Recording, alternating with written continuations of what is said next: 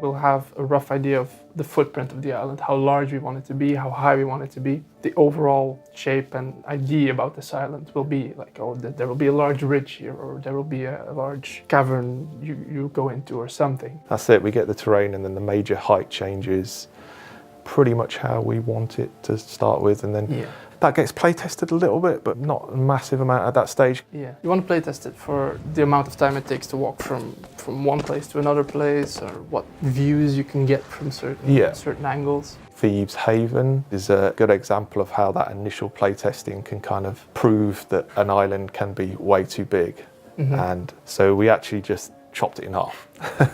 But obviously once we've got the size roughly how we want it, we can then start laying on the landscape and the terrain and start blocking out the rock forms, which is really important at that stage as well, because although we have to think about the top-down silhouette for the map, we also have to think about the silhouette from distance. You want it to look cool near a sunset. When the silhouette plays up on the horizon, exactly. that's the moment you're looking for. And it's recognisable on the map and recognisable when they're sailing around on the boat. And then once we're happy with that phase, that's when we start layering on, say, the foliage and all the, I'd say, mid-level detail.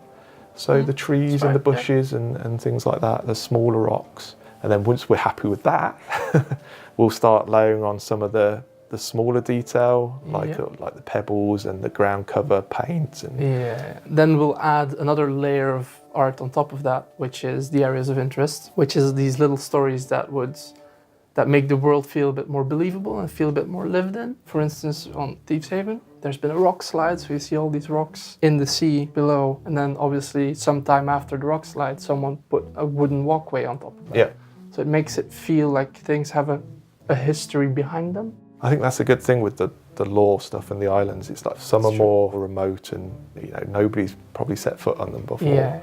And then others feel a little bit more as though pirates have been there before, they've inhabited it, they've created these walkways and these... things have been built and rebuilt and destroyed in a battle. It's just adding that little bit more finesse to those areas. Really, in everything we do, we try to create a fun experience for the player and try to immerse them completely into the world of Sea of Thieves. Yeah, just like the ship battling and the other fun stuff we can do in Sea of Thieves, we want to make the islands as memorable.